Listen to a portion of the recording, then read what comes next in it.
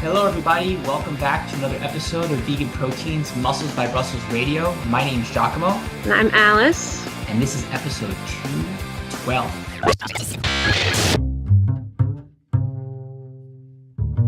I get to record with you again. This is our second time in a week. This is exciting, and I know you're back from California. Are you already missing the wanderlust and the time that you got to spend with family? And I know how much you love travel. You said that's when you feel the most alive, right? You're not just like stuck in your own routine or what have you. Absolutely. Oh my gosh. Visiting my brother and his wife, we always just have such a good time. It always makes me so curious, like, what would it be like to live in a big city? What would it be like to live in the West Coast? So I don't know. That's something that I always sort of daydream about when I go out there. And of course, they take me to see all the amazing sites, take me to all the best vegan restaurants. Yeah, it's nice. We don't have a lot of that here in little rural Virginia, right? I got Robert Cheek sleeping over last night, so he's on the brain because we have different. When he's asleep, I'm usually awake. We keep different hours. He's more of a night owl like Danny, and he's Mm. one of our house guests that has repeated over the past 10 or 15 years. So I'm all too familiar with like to have him in the house. But we're going out to the Rhode Island Veg Fest tomorrow. So we'll be tabling side by side. He'll be there with his The Impactful Vegan book and his booth, and then we'll be there with the Vegan Proteins online coaching booth, not our Vegan Strong booth. So, but it'll be nice because we don't get to go to Veg Fest as much as we used to. Ever since we made the shift and started trying to go to giant events and reach a wider audience, it's something that we've missed because we started in a grassroots way, building community and growing the community and going to many Veg Fests. So it's more than nostalgic. It's actually nice. And I'm looking for, we only go to like two a year, maybe our local Mm. ones and connect with our local community. So as you can tell, I'm pretty excited and looking forward to all this as well as time with my friend. Tell me, what vegan restaurants did you go out to? What was your favorite meal out there? I don't remember all of them, because a lot of them were, they really like Asian food too. So, a lot of them were like, regular restaurants with a large vegan menu. But my favorite of all time, it's always the first place we have to go when we go out there is 𝐬𝐮𝐬𝐜 Sushi, 100% vegan sushi restaurant. You would never know its clientele is, anyone. It's not just vegans that go there. It's one of those places that it's not hugely advertised that the whole menu is vegan, but they are widely successful. They are always packed. It's just so good. Like the best sushi you will ever have in your life, I swear. Okay, where were you? 𝐬𝐮𝐬𝐜. It's called 𝐬𝐮𝐬𝐜. No, where is it? Where were you in California? Oh, San Francisco. Sorry. Okay, so now I have to go to San Francisco just to be able to eat at this. Do you think it's on purpose that they don't advertise? One of those restaurants where they don't want you to know? I have found, at least recently, and this is just my observation, that this is the trend now with newer vegan restaurants. They just don't say it. They don't say it anywhere, unless you specifically ask. And the most successful restaurants that I have been to where, people are just like lined out the door. You can't get a reservation. Like they're like that. They don't disclose it. It's just like everyone's eating plant-based and it's just like the world is this way. I don't know. It's magical. I like it. I love it. That's one of my favorite things when it comes to travel is getting to try different restaurants and see how different cultures react to different vegan restaurants and how they market to them, meaning whatever, different cities, different rural areas, whatever, whatever. So it's a lot of fun getting to we'll travel for vegan food, basically. Yeah. And then of course, trying to find a way to make sure that you have your basic needs met. And as an athlete, it's more than just sleeping, waking up, and eating, right? There's more that goes into that. What was it like for you while you were traveling, as far as the things that you do outside of that to as an athlete? Yeah, I was really lucky this time. I always sort of search for gyms when I go out there, and the last time I went out there, all the box gyms wanted an absolute fortune for me to be able to just go for a week. But I found there's a new gym in the Marriott Hotel, and my brother lives in the Soma area of San Francisco, by the way. So there's a Marriott Hotel there, and they have a gym that I assume is open to everyone who stays at the Marriott, but anyone who's not staying at the Marriott can buy a membership, and it's only $50 a month. There's no joining fee. There's no cancellation fee. You can cancel anytime you want. And it's not super fancy, but they've got the whole array of like Cybex machines. They've got a nice cable stack. They've got dumbbells going up to 75. They've got a lot of cardio equipment. So it's way more like equipped than the average hotel gym. And it's specifically made for people who are traveling and don't want to be tied down to a full-blown box gym membership. People who, are only going to come a few times and then whoop, cancel, they're fine with that. It's wonderful. So I was so lucky to find that. And otherwise, just since we were going out to eat every day, it was lots of tofurkey sandwiches for me, just trying to reach my protein goals. uh, yeah, that was pretty much it. And my brother and his wife are very into coffee, so I did partake in more coffee than I normally drink. But it's good. It's good. Thankfully, I'm not having any withdrawal headaches yet. Yeah, coffee and me have a very long-standing relationship, and it definitely has its claws in me because not only do I enjoy coffee, I really enjoy caffeine, and I have not had. Well, I've been drinking decaf for the past couple months because I just cannot get over the fact that like I want coffee, right? Even though Yeah. and also it's a vessel for caffeine for me. But it's been a couple months caffeine free and decaf only. I'll get Americano once in a while or something like that. And I can't quite get into like the what do you call it? The taquino. I forget how they make stuff, but the non-coffee coffees that sort of taste like chicory roots kind of stuff. Can't get into it. Like the But and I mushroom coffee too, right? but Hmm. yes, but I should give it a shot. But anyways, you lucked out big time with the travel because all the horror stories I hear with clients and how it's like basically impossible to them to find the time to train, and myself sometimes where it's like just cost prohibitive or you don't have the equipment or this or that, it can get crazy. And then everything else that comes along with you when you got goals, which I think is a Hmm. nice segue to what we're talking about today, which is the mental hurdle of plateaus. And before I go there, just to tie in what we're kind of starting with over here, the thing I think about is even if life doesn't happen, you have a certain routine year round, right? You're going to travel, you're going to go on vacation, you're going to work, you're going to have different occasions where maybe you have an event to go to or different things in your life that happen for good reason, for bad reason, challenges. I don't know.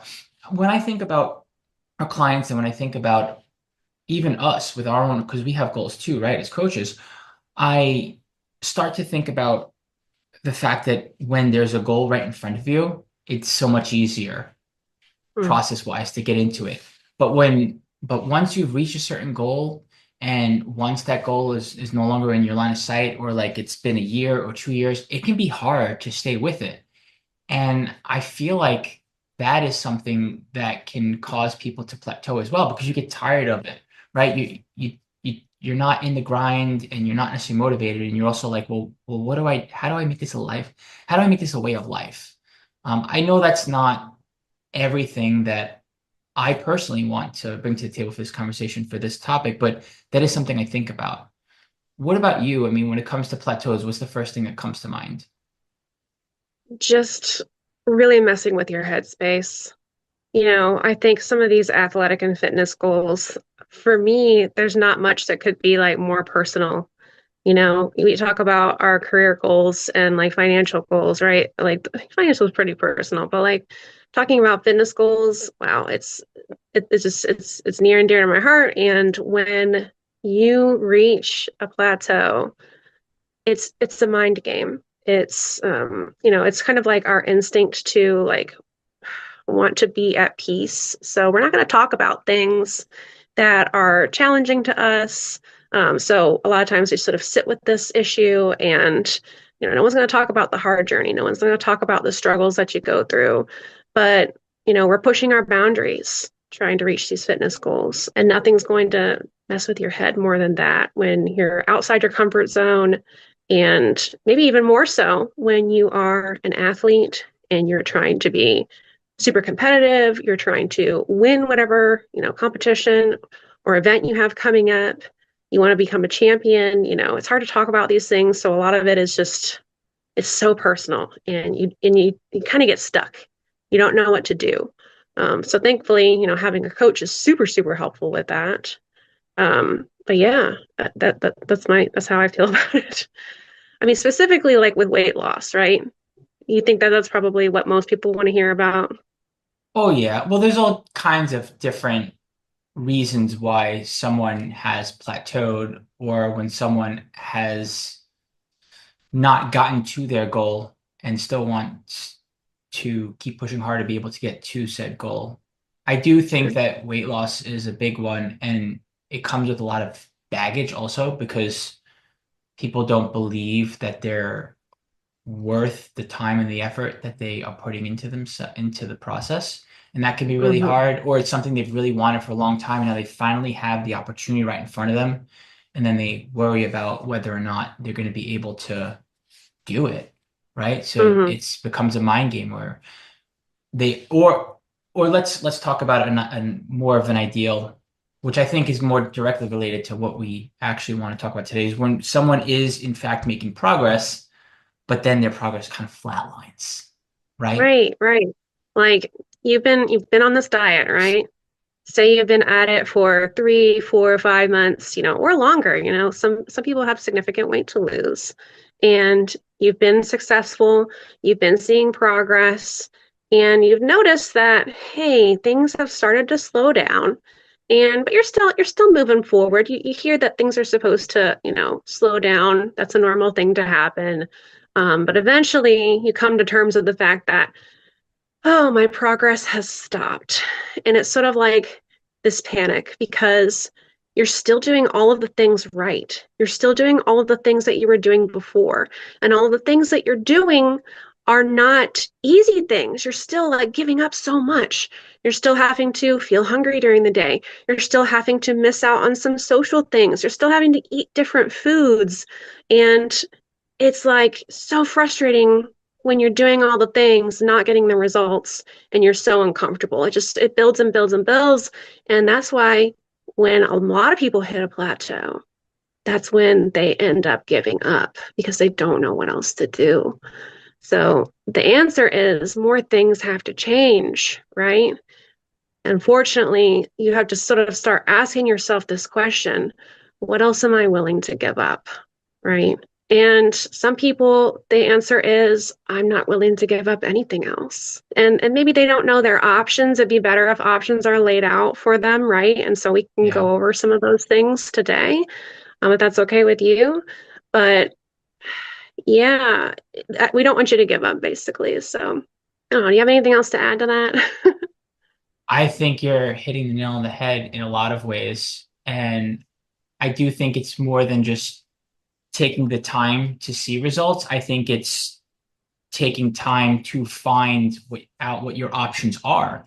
And no matter how hard you try, the answer might not be in front of you because it's not a simple answer, whatever it Hmm. is. I think back Hmm. to the fact that 20 years ago, I started to learn how to pose as a bodybuilder, and I still don't have the stage presence that I know I'm capable of having. I have a hang up. I know this is crazy to someone listening, to like, dude, like you've competed 20 times on stage, 6 preps. Like, what's wrong with you? Why? But it's true. Like, we all have our insecurities. And because I have insecurities about my body and what I feel like it's capable of, and also what I looked like before I tried to change my body, I know that it's a mental block for me. And I literally cannot get past it. And it's preventing me from feeling confident enough to practice. And it's also preventing me from practicing. So, because of those two reasons, I still cannot figure out how to pose. And on top of it all, I have imposter syndrome because I'm a coach who I Hmm. have another client who's competing right now. I have to be like, all right, dude, like go ahead and practice 10 minutes a day, 4 times a week, every week for the next 6 months. Worst case scenario, 3 months. That's the formula. P.S. I haven't done that, but you're going to do that. But you don't compete against your clients. You don't compare your clients to you. You give them the options and you coach them into being able to do it.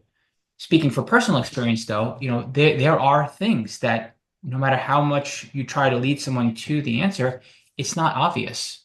It's just not. Mm. And I do think that this is where getting out of your head with a coach and or by yourself journaling or whatever it is, or a combination of the two, and also giving yourself time, like you can start to get some answers on what's holding you back, what's causing you to plateau, more so than just adherence, more so than just needing to push harder and evaluating that, because those are important things to talk about too. And I hope that you do talk about them. It's also, I think, how are you getting in your own way without realizing it? For sure, for sure. And I think that that's a really interesting like way to look at plateauing, because absolutely, I think you're definitely not alone with just the fact that stage presence can be the hardest thing about bodybuilding for many people. So I love that you brought that up. So thinking about ways that, if you are plateaued in a weight loss journey, like, all right, what are my options? So the most obvious one, right? Reducing your calories, but there's different ways to go about this. Reducing your calories is going to be the easiest way that you're going to see results, but for most people, it's also going to be the toughest thing to execute. You're going to feel hungrier. You've already felt hungry. It's hard to think about giving up even more of your calories each day, just making your plate smaller. It's hard. It's hard to think about, like, okay, it's time to take that next step and push it further. So one of the ways that we can do this, that a lot of people don't kind of think is obvious, is you can start tracking more strictly.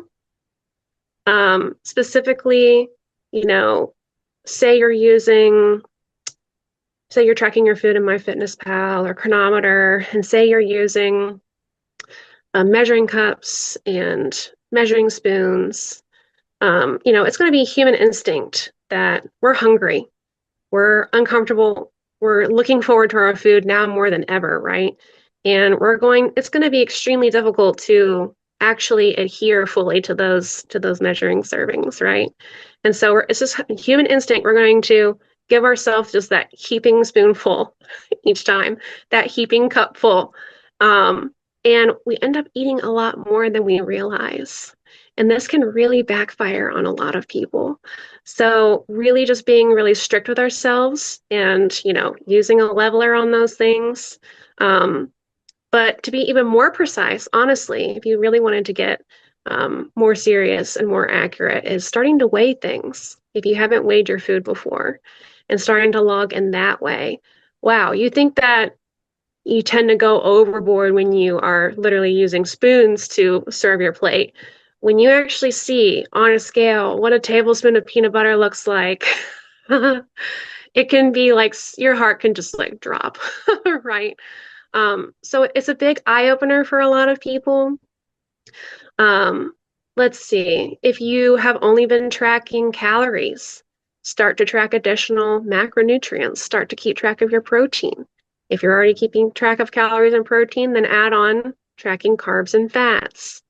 The more precise you're going to get, the more you can sort of eat less while you don't really think you're eating less, right? You still have the same amount of calories, but you're kind of like, okay, let's circle back. And this is really what, let's say 1,600 calories looks like, right? Let's see. You can exercise more. You can burn more. You can increase your daily step goals.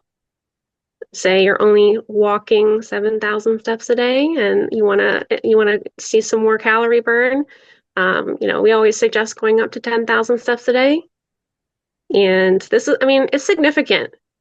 I notice when I'm in my off season, I'm usually only walking 6,000 to 7,000. It's a huge difference when I bring it up to 10,000 a day. As far as like my body's just going to be like, a lot more calories burned. It's going to be a lot easier to see the weight come off, right? If you don't have the time to be doing a 10,000 step goal, then instead doing cardio, right? If you're already doing cardio, try adding on 10 minutes. Try adding on one more time of just doing cardio every week. Mhm. Um, if you feel that you're maxed out for that, once again, we can track more precisely. You can actually use, and I recommend using your fitness watch, right? Don't use the machines because the machines are going to be way off. They Mhm. don't actually have your pulse or anything. Look at your fitness watch and actually track how many calories you're burning. Have a goal for each one of those. Have a goal for how many calories you want to burn off each week with cardio. Um, let's see. Yep. Well, Anything else? Anything else you can think of there? oh no, this is an extensive list and a very valuable list of all of the tools that you need to gain access to, and then you need to start to use because Mhm. you have to, how do they say, crawl before you can walk, for Mhm. example. I don't know. I'm bad with analogies and metaphors. But I think you're the not right. point the point is that these are things that the average person doesn't want to do, Mhm. right? These things require you to literally learn new skills. And then should you be driven enough to start to do these things, Mhm. you start to immediately question, well, I'm using these skills to get the results, then what? And Mhm. that creates a whole new question where people start to have fear and they resent it a little bit, and then they almost rebel and they don't do it, or they do it and then they're like, but what about after the fact? Right? So, but you start with the basics, Alice, and everything you're outlining. These are the basics. And yes, when you plateau, you do have to do things differently and you do have to push harder. And you might think that you're doing all these things, but until you're actually looking at it on paper and until you have the cold hard evidence, you don't know if you're actually sticking to the plan. Just like you mentioned with the peanut butter. Are you having three Mhm. tablespoons of peanut butter? Are you having a tablespoon of peanut butter? Are you going Mhm. on how you feel or are you going on what you're actually eating? Right. Mhm. And my hope is that eventually over time, because you put all these skills into place, that after you pass your plateau, after you get to your goal on paper, that you're able to change your way of life because you're much more aware of how much you're eating. You're much more aware of what kind of choices you want to be making, the healthier choices, the right choices when it comes to food, when it comes to how active you want to be, getting your butt out of your chair when you're not at the gym if you live more of a sedentary lifestyle when you're not lifting. But these things don't Oh, for sure. happen by accident. These things happen because you put these skills in place. And to your point, you will plateau at some point if you think you're doing everything right and you don't know if you're actually doing everything right. Right. Right. And I think I I thought of a couple other ones actually to help you increase your calories burned.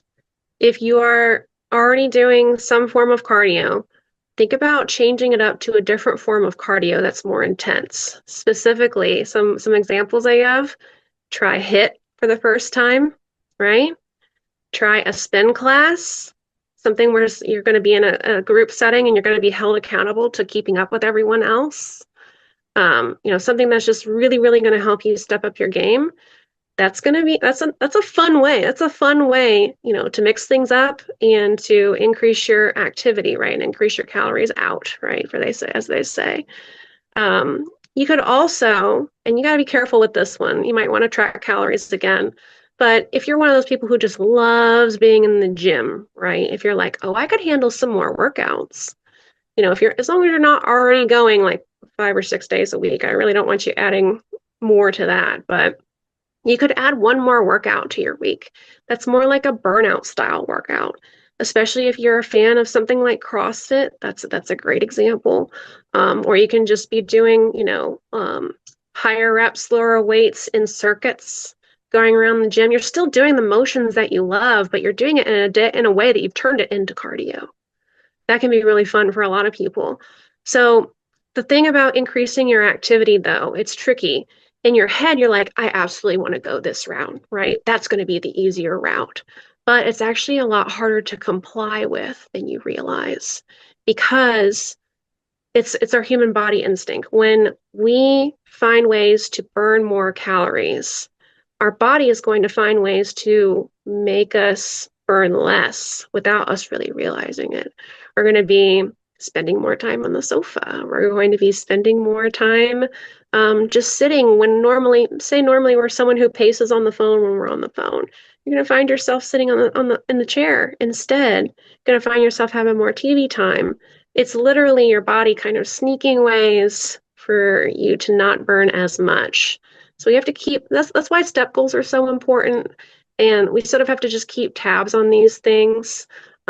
Also, if you're adding something like, oh yeah, I'm going to do more cardio, we could be really exhausted and you could be going at it and it's like, my intensity, I'm just going to take this one slower.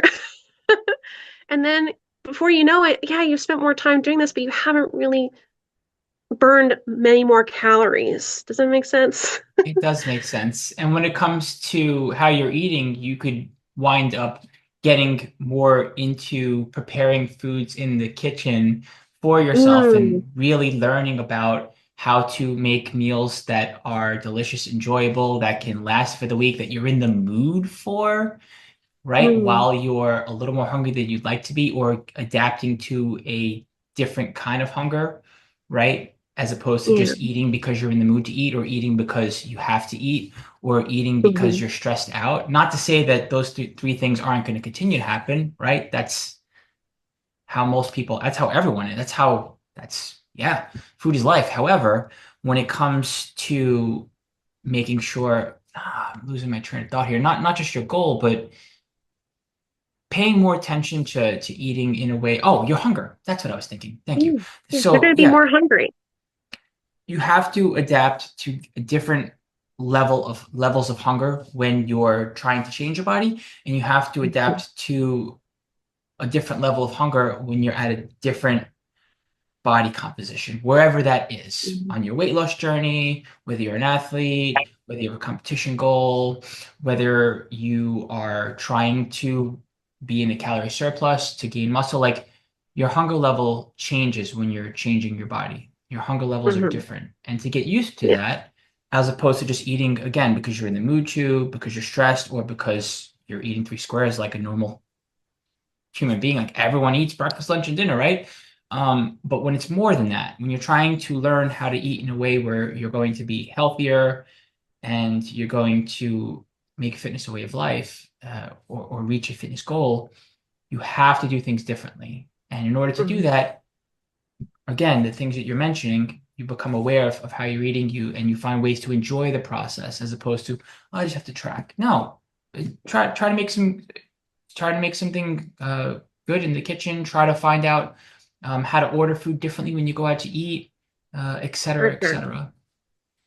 Yeah, and I think to your point, like, yeah, when we're burning more calories too, you're going to oftentimes find yourself to have more hunger cravings. It's not going to be the same for everyone, but it'd be like, man, I just got finished, with this new hit class that I tried. You're going to come home and it's like, who I really need to eat. I'm feeling dizzy. And it's really easy to go overboard. So just being mindful of that and sort of having your meals planned out so that when you do get home, you can still like pick up this food that you already have planned, or you can make something really quick because it's like in your rotation, and you can still stick to the plan, right, without going overboard. Because that's it really does sneak up on you. Um, Speaking of, as far as being like some other things that you can do around the house to like fix sort of eating challenges and overeating challenges. For some people, you might have to have a conversation with like the people in your household. Say you're living with someone and they are not on a diet and they are still bringing home Oreos and other cookies and cakes and chips and all kinds of things. And so it's sitting there staring at you in your kitchen. You may have to go to that housemate and have a serious conversation like, look, these are my goals. This is why these are so important to me. I'm doing everything that I can to reach them. But I'm seeing your chips and your chocolate pudding and all these things in the fridge and in the pantry. And it's really distracting. It's making me have this food focus. It's making me food obsessed. Like, can you just hide these things? Like, can you buy less of them? Can you hide these things so that I won't be able to like graze and find them and then just be like, I'm thinking about these chips all day long, you know? And I guess some That's a tricky people, one, yeah. it is a tricky one. If you're living alone, it's easier. You can just go and clean up your pantry and fridge, About right? that all the time. I really do. That's more than a passing thought. I feel you on that one. You can't Yeah. force people, unfortunately, to perhaps if it's just you and your partner supportive or this or that, hopefully they don't resent you too much. If in a family dynamic, I think it could be a little easier, but it can also, depending on how old your children are, I think it could be a different challenge because they might be like, "What? No, no," right? Mm-hmm. And there are some challenges to all of that, but at the very least, having the conversation, asking of us for the support, and helping you get out of your own head about what you're struggling with. That Mm-hmm. act in and of itself, when you frame it like that, when you have conversations, as opposed to no food in the pantry, no food in the fridge, no food in the freezer that is going to be a distraction for me or is gonna hurt me, because then you're like asking people to change your environment or blaming them. Uh, you had the conversation, you asked for support, they understand, and Mm-hmm. you give yourself a chance to get out of your own head and to think about what you're doing. And there are Mm-hmm. some perhaps compromises that can be made where it is a healthier environment for everyone when it comes to how everyone, whether it's a roommate, a family, or a relationship, there are some Yeah. compromises that could potentially be made that with actually changing the environment with where food is and what food is available, that could be beneficial for you as well. Yeah. And Hmm. if you guys are thinking, well, how am I going to have them separate food if we don't have two different refrigerators? I can't afford another refrigerator. It's funny, me and Carson were just having this conversation like last night. He has one of those chest freezers, and you'd be surprised how affordable getting a little chest freezer is. So maybe look into that and put that in your garage. And this could be something that could seriously change your food game like for life. Having a second freezer in the garage, it's huge. So that's a good idea there. Um, what else? Where else could we be tempted with food? At work, right? Well, that's a So if you're toughie. going, yeah, because you can't ask your whole office, hey, can y'all please stop bringing in these donuts? I mean, thankfully, most of the time they're not going to be vegan, right? So there's Mhm. that. But, you know, see if there's a different fridge in your office, or you might even have to come to a point where you just avoid certain common areas. If you're in a big enough office building, a lot of times they'll have multiple kitchens, and seeing if they have another kitchenette somewhere, or on a different floor, maybe even asking a different team, like, hey, can I just put my one lunch in your fridge so I can avoid this? They probably won't care. Um, and just setting rules for yourself, like you're not going to partake in this food that's brought into the office, right? Because none of it's going to be on plan. Um, I guess also talking about like people that you work with or even friends and family, maybe you have someone in your life that's like a food pusher, right?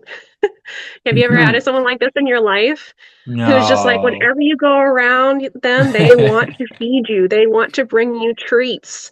They're always enabling you to, like, oh, come Yeah. on, you can go out to eat. We can go have that one drink, or we can go blah, blah, blah, blah, blah. And like, it feels like every time you're having to have this like sort of like mini argument with them, and you know that they're doing it out of love, but it's like, you are sabotaging me. Again, having that conversation about your goals, why it's so important to you. Please help me by not doing this and not doing this. I want to hang out with you, but maybe you guys can do something together that's not food related, right? Maybe you Right. guys can go for a hike or go for like a bike ride on the boardwalk or go axe throwing, who knows? Yeah. There's mini golf. There's all sorts of like activity levels that you could have.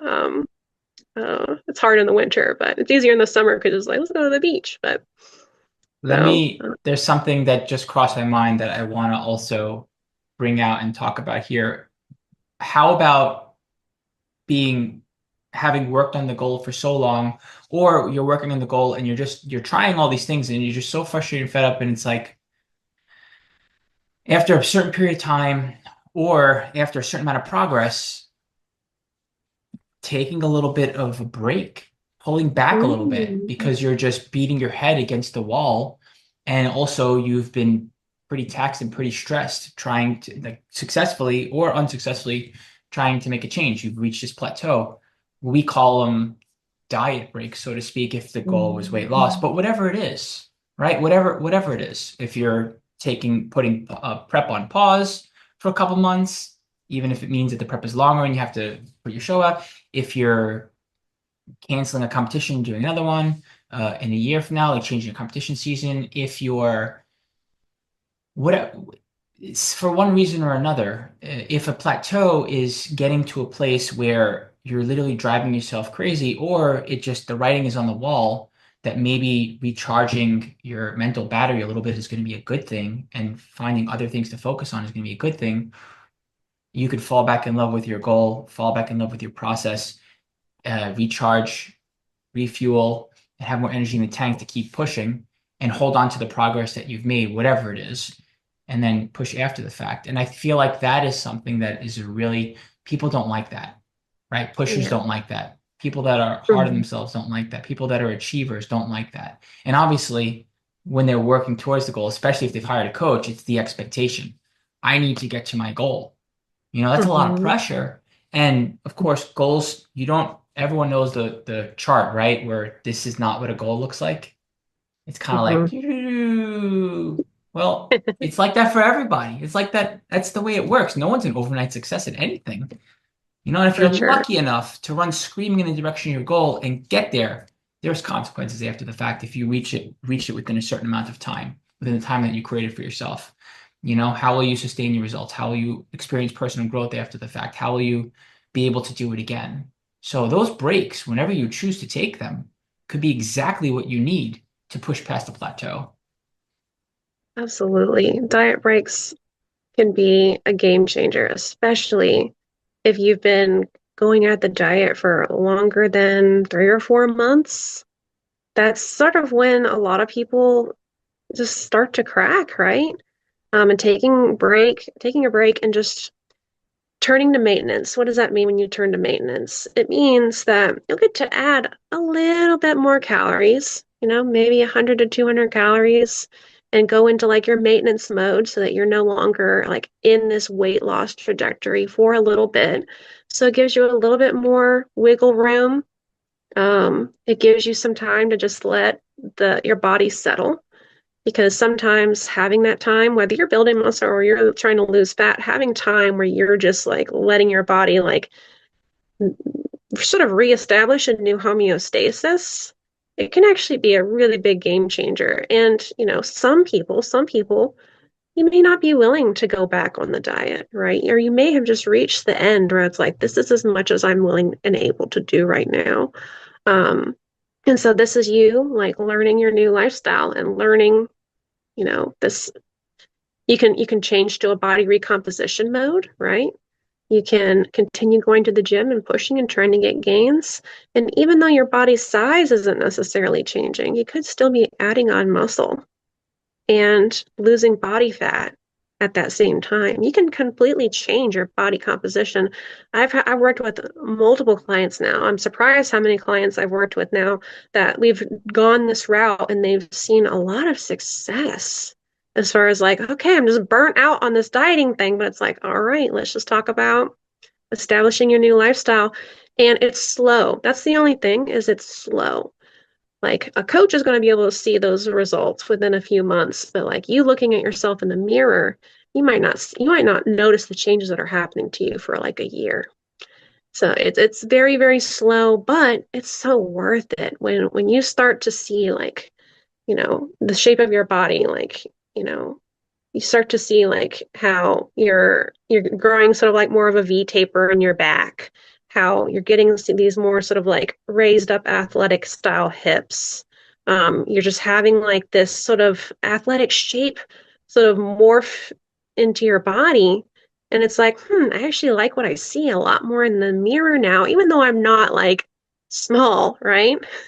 Mhm. You could actually end up being a lot happier. And, the ultimate goal, and I think all of our listeners, I think, could agree, the ultimate goal is to keep your gains, keep your weight loss for life, right? Maintain a healthy lifestyle. I think so. Yeah. And everything that we're talking about applies to anyone, whether your goal is to be an athlete or not, whatever it is, when you see your body changing and you feel yourself having more energy and you know that you're getting healthier, it's rewarding. And that transcends across all kinds of people and goals as far as like what it is that you're seeing in the mirror and what your experience is energy wise, right? It's tough Mhm. because you and I are competitive bodybuilders. You're a pro athlete. We all have these. We work with athletes of all calibers. We work with people who have just started getting into lifting, but often our conversations revolve around hardcore aggressive goals, Yeah, competition yeah. goals for athletes, because we wind up talking about our own personal experiences as well. But everything that we're saying is directly applicable to you, no matter where you are at when it comes to lifting weights and when it comes to eating healthier and when it comes to doing it in a way where you want to feel like you have more energy and you're stronger and you can be healthier and look the way that you want to look, essentially. Like it's all directly related to your goal, whatever it is. Do you have anything else that you want to add as far as anything we didn't talk about yet? Because I feel like we kind of covered, I feel like I kind of covered most of what I wanted to say, I think, but Um, curious. Yeah, a couple more things for weight loss, Let's but hear then it. I'm ready to go on to talk about more muscle because I think we're kind of Hmm. like definitely going in that direction. Okay. I All definitely right. want to I'm get to the buckling. point where we talk about muscle building plateaus. Bring it. Um, I think one of the biggest things that comes up with as a challenge for a lot of people that are trying to lose weight is the struggle of alcohol, Mm. right? And, I always have to have this conversation like, I'm never going to tell you that you need to quit drinking, right? If that's something that brings joy to your life, like, I'm not telling you that you have to give it up entirely, but the fact of the matter is alcohol is extremely high calorie and it's got zero nutrients in it, right? And it's shocking. It's shocking how much like this tiny, tiny bit of alcohol can be so high calorie. And so this is the hardest part for a lot of people is learning to limit how much you drink in order to be able to continue to move forward in your goals because we have to keep you in a calorie deficit. That's how it is. Um, so learning to drink, no more than one or two drinks at a time, maybe only one or two nights a week, right? Would you say that's about right? Um, unless you wanted Depends to on the skip a meal. person, depends on Yeah. where their starting point is, depends on how you frame it, depending on the kind of person that you're speaking to. I Hmm. think when you meet them where you're at, like if I have someone who's a party animal, I'm like, listen, if you're going on benders or you're doing your thing regularly, but like you're still able to reel it in and mostly know how much you're getting in for the day calorie wise, more power to you, but this will obviously affect your ability to like get in good sleep and recover. And if this is a pattern, of course, that ain't going to be Hmm. good. I mean, that's not how I would speak to the person. This is more just like you and me. I'm reflecting on Yeah. these conversations I've had, as opposed to being like, it needs to be this amount of drinks, it needs to be this way, or else. But your approach could work for someone. Well, I'm not suggesting that your approach, saying it like that, Mm. literally could help for someone who takes that very goal-oriented, I need to make calculated changes, right? So it depends on who you're working with, right? And as Yeah, long as for you sure. I think, say it in a supportive way and focus on what they're doing and being like, all right, well, I guess if it's working for your goal right now, but this could be done in a better way, and I'm not asking you to make a lifestyle change. And P.S. This is what it's looking like. You'd be surprised how you can get people to make some changes because then they're like, all right, well, they're not shaming me for drinking or whatever, partying recreationally, Right. but they are suggesting that some changes in this department will help as far as like them doing it in their own way. And people do make changes. They do. They absolutely Mm, do. You know, for sure. because I've tried the other approach in the past, and sometimes it's backfired on me. People are just like, "Oh, this is too judgy, and this is very calculated, and that's not how people work." And it's like, well, I'm just trying to spit the facts here. I'm just giving you the evidence. I'm just giving you the science behind it. Do with it what you will. And at least Yeah. that's how I wonder if how they're taking it. And I just, the conversation doesn't continue. But that's where I think it becomes an art where you're like, all right, lifestyle change, and this is all well and good and have fun and eat, drink, and be merry. However, let's see what we can do about helping you make some healthier choices. And even if they're not the healthiest choices, how can we still get you to make progress? Right? Right. It depends on Right. the And person for sure. I Some think, people will go out and have a second or third dinner or a big breakfast after they're hungover. Other people can mhm, really, it depends on the person. you're right. It absolutely lowers, our self-control. Typically, the more alcohol you consume, the less willpower you have. So a lot of times you'll end up, you know, eating twice or even worse, even more, as you normally would because you just don't have as good of decision-making power. And for sure, yeah, I always approach it in the sense that this is about your calorie deficit. This isn't about, oh, you're drinking alcohol and that's bad. Some other sort of like creative ways that you can sort of reduce the calories from alcohol. I still recommend, about that average, like how often drink for most people, because that's like a moderate approach, right? But also like there are low calorie drinks, right? There's light beers. If you're a wine drinker, drinking like white wine is usually going to be a lot fewer calories. Also now, which I am a huge fan of, and I think I talk about this all the time, there's the non-alcoholic beer market, and you can still have that taste with anywhere from 35 to 85 calories for a can. And I I don't, I haven't been drinking since I started my bodybuilding journey. Because I find it's not something that I really enjoy very much. So, but I do miss the taste of beer, the taste of wine. So this is perfect for me. You can go to Total Wine and there's almost a whole aisle now dedicated to non-alcoholics. So you'd be surprised what you can find, and more companies are coming out with their non-alcoholic drinks, their own version, their own spin on it. Also, say you're going to a social event or something, and you have some like light beers or some lower calorie mixed drinks, right? At some point, everyone else is going to keep drinking and drinking and drinking, right?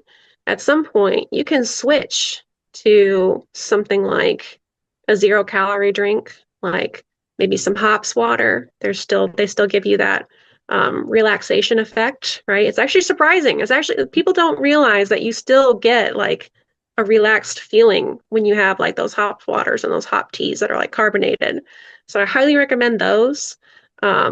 Or just, bringing some carbonated water, like I don't even know if I'm pronouncing it right, like the LaCroix, that drink. Yeah, those are good. And that way you still have your drink, you're still having something special, and you're still, sort of like fitting in, right? And if you are one of those people who just really struggles with willpower when you go to social events, then it might also just mean like going to fewer of these events, right? Anything we can do to get you successful on your diet and on your weight loss journey. Or if you don't have a So, choice, continuing to replay what you're doing again and again after the fact to try to think about it a little more and reflect and also say to yourself, why am I doing this? Why am mhm, I so when I'm socializing or whether I'm entertaining or whether I'm at an event, like why am I doing this? Right? mhm, Because it's not as simple as knowing that this is not something you want to do and this is a change you want to make. You have to find out your reasons. You have to really think about and create some intention, right? Remind you to go mhm. into it before the fact, being like, I'm going to make these changes. Sometimes I will literally take something I journaled about and I will read it before the thing that I do to help me.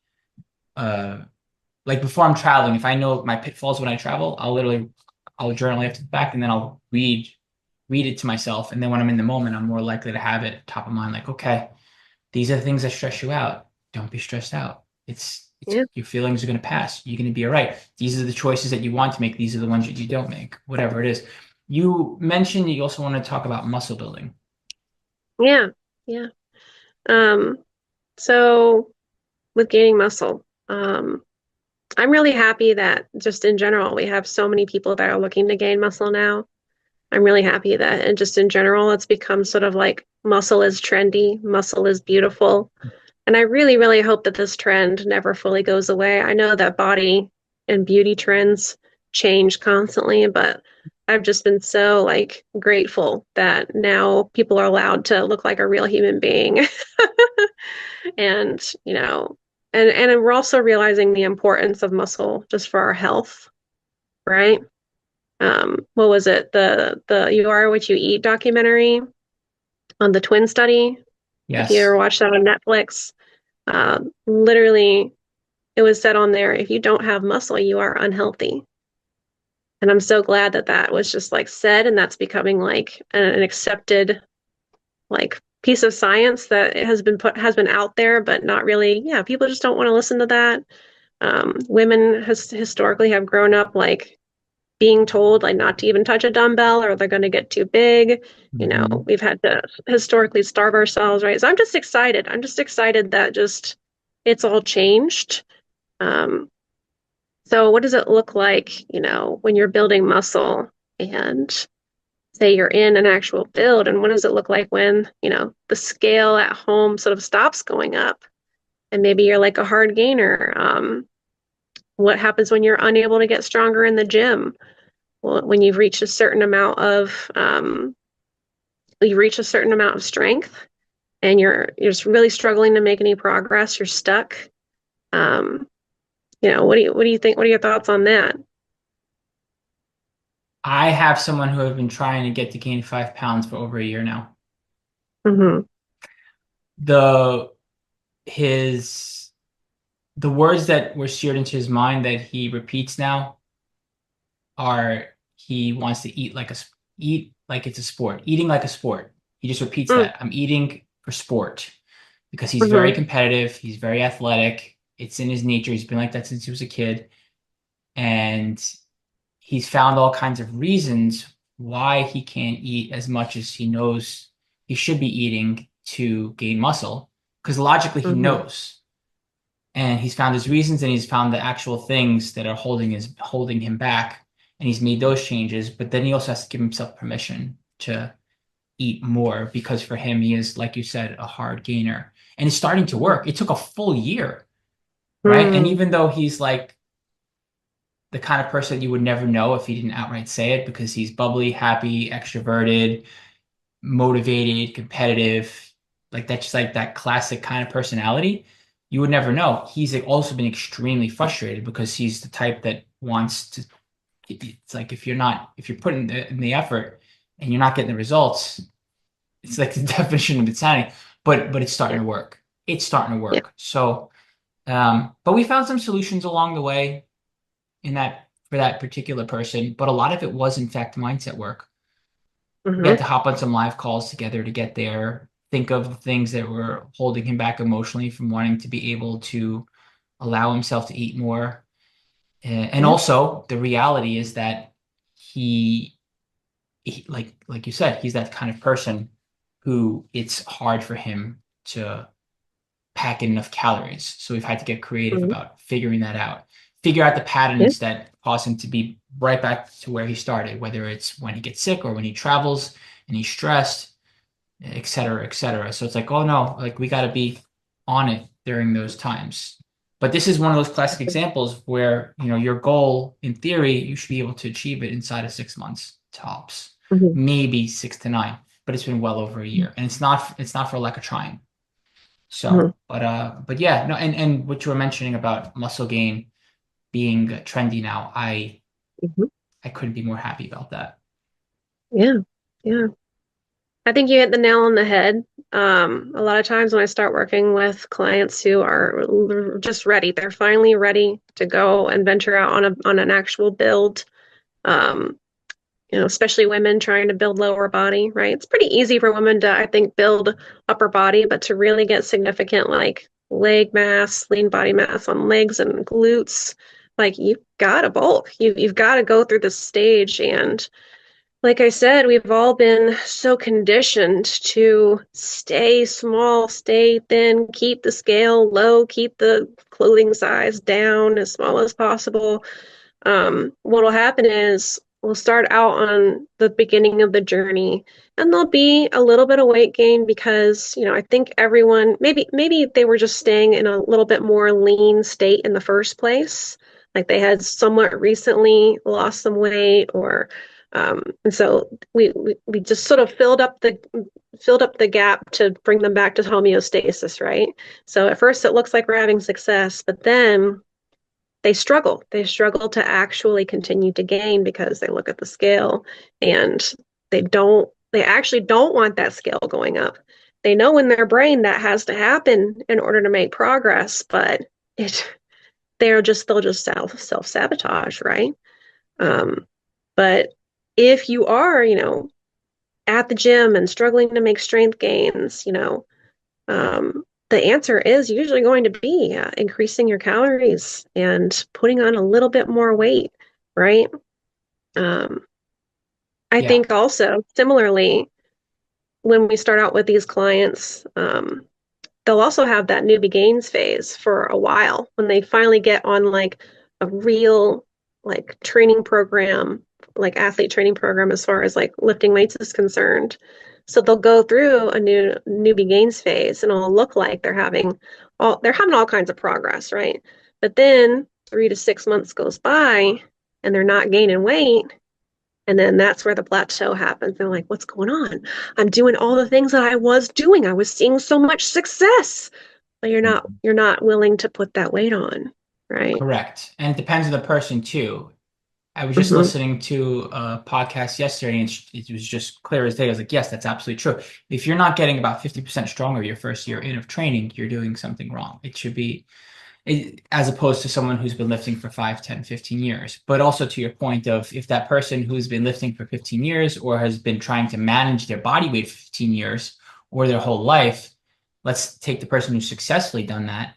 If they're not actively trying to get out of their comfort zone, experience what it's like to be in a calorie surplus, put muscle on, see their body shape change in the process, put the work in, and then eventually figure out like where they're going to have their year-round look 1, 2, 3 years in, because your body changes super fast when you start lifting for the first year, right? If you're Yeah. not willing to put Yeah. that work in and you keep asking for what you want to get from your coach or like out of yourself, and you're like, well, yeah, I'm not really, I'm afraid to, I just want to, you're doing all this doubting, right? Well, it's like, no, put the 5 or 10 pounds on, put the muscle on. It will turn into muscle. Let it happen. Your clothes will fit differently. Your shape is going to change. It's all going to be for the better. Yes. It's really hard having those conversations, I think especially with women. Oh my goodness. Mhm. I try and give a lot of encouragement because learning to love your body as it changes is very challenging. Very challenging.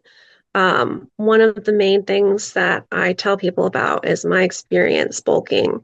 I'm able to, of course, it was very challenging for me because historically, throughout my like teenage years and young adult life, I was always the same way, trying to stay so thin and so lean and having ridiculous arbitrary goals about staying at the certain pant size for forever. And, I bought into all that too. I was there. But, going into a bulk, finding a way to look at yourself in the mirror and trying to notice the weight gain that you do like seeing the muscle building under your skin, seeing glutes getting bigger, right? Not only that, but I try and explain to people like trying to notice how even though you might be like getting bigger and looking at yourself in the mirror and seeing different, but noticing like you feel meatier, right? And that can be very encouraging, I think, especially for women with their legs, right? Um, you feel that, okay, this is mostly muscle here. This isn't just, I'm not just gaining fat here. Maybe less jiggle, maybe smoother skin, maybe fewer dimples, right? Maybe practicing even like flexing a little bit in the mirror to be able to see the lines in your muscles. Looking at yourself in more flattering lighting, take a minute to figure that out. Your gym probably has very flattering lighting, and say the locker rooms or in a classroom, they'll have lighting that is all from above, right? Or if you're at home and you have a dark room and have a window, like open the window and set up a mirror, like your window's over here, set up a mirror like over here so that you have the natural light hitting you from the side and practice then and look at yourself then. Usually natural lighting are going to look best, right? Learning to pose, whether that be if you're aspiring to be a bodybuilder and learning bodybuilding poses, or just posing in a way that you can match some of these people on social media that maybe have a similar physique to you, right? And learning to find the angles that you love. I think also just practicing positive self-talk is huge. I love using mantras. I'm strong, I'm fit, I'm healthy, I'm a gym babe, whatever you need to tell yourself and say it over and over again in your head out loud. And you will slowly convince yourself and you will slowly believe it. Sometimes it can take, I've seen it take a year for people to really start to love the changes and that they're getting from their bulk. But at some point you always do, right? And like Exactly. you said, I think you said with your client, just remind they know about the health benefits, right? Like Hmm. reminding yourself about the health benefits of going through this. Um, Similar to that, like having some goals for like setting performance goals, maybe setting some calisthenic goals, like pull-ups, being able to do a pistol squat, being able to do hanging leg raises, like some fancy stuff. Like when you Hmm. gain muscle, like you're going to be more capable of training in these ways and being able to do these cool tricks in the gym, being able to make goals for how, like, can I add 15 pounds onto my deadlift in the next 6 months, right? Mm. And working our way up towards that. And that's why tracking is so important. So, do you have anything else to add to that? No, this conversation far exceeded my expectations. I had a feeling it was going to be really good, just knowing the you that I know and knowing myself all too well. And you and I are, from my perspective, we are extremely driven and extremely goal oriented. So the idea of a plateau just does not apply. Like I cannot no, I have to keep making progress. So of course, Yeah. the only way out is through, and it's more than just what you're doing on paper. You got to get into the mindset stuff. So the mental battle there, just having this conversation, not just obviously about you and me, but like our perspective, like there's got to be a solution, there's got to be an answer. And then of course, I feel like this conversation exceeded my expectations, and it's just as fun as I hoped it was going to be. So thank you. Did you want to talk about discipline? You said you wanted to talk about that earlier. Particularly, I feel like the diet breaks help with that, and sort of Mhm. taking a step back in the journaling help when it Mhm. comes to discipline. When you're just, yeah, not. I feel like I pretty much covered most of what I want to say on discipline as well. Okay. I Yeah. think, specifically for people that are looking for are plateauing with weight loss. I laid out a lot of different options, and I don't want you to see all those options Hmm. as something that's like crushing.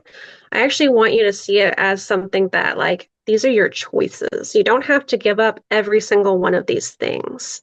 I Hmm. think what's really important is being able to choose what are you willing to give up next? And really critically thinking, maybe journaling for yourself and being like, what out of all of those things that we went over what is probably the biggest problem for you and what would move the needle the most, right? Instead of trying to weigh your pros and cons to that.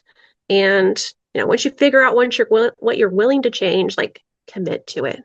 A lot of Hmm. times when we have to reduce what we eat, like tiredness goes up, our motivation goes down, you know, our bodies will be literally tricking us to doing less.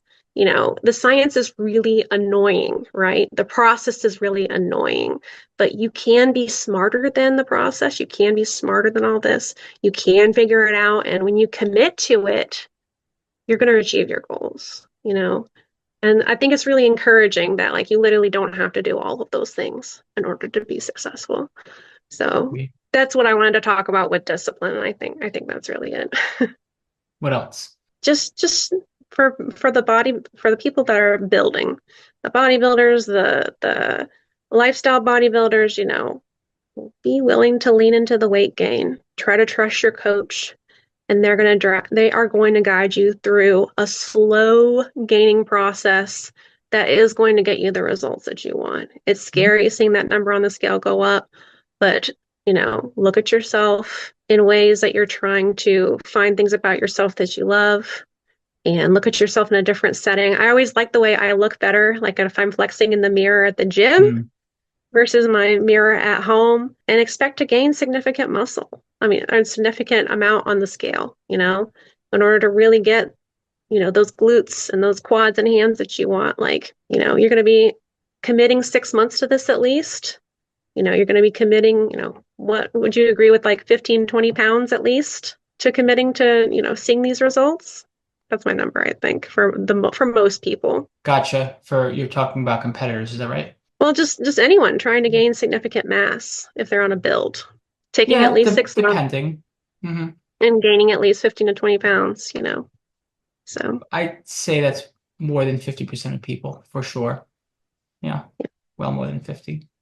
Cool. yeah. Yeah, and obviously, if you want to talk more about where you're at with your plateau or your process, or if you want any help or support, we have so many different resources out there, and it's so easy to find us. You can find us pretty much anywhere, and you can reach out to us anytime. You consider joining our community. These are the kinds of conversations that we have all day long. This is the stuff we live for. So, hope that you've found this episode helpful, and I'm curious to know where your head's at with Plateau, so let us know. All right, everybody. Thank you so much for tuning in to another episode of Vegan Proteins Muscles by Brussels Radio. Make sure to follow us on social media at Vegan Proteins and at Muscles by Brussels. And make sure to contact us. If you are interested in one-on-one coaching, you can reach us at veganproteins.com. Again, my name is Alice. And I'm 𝐬𝐿𝐫. We'll talk to you soon. See ya.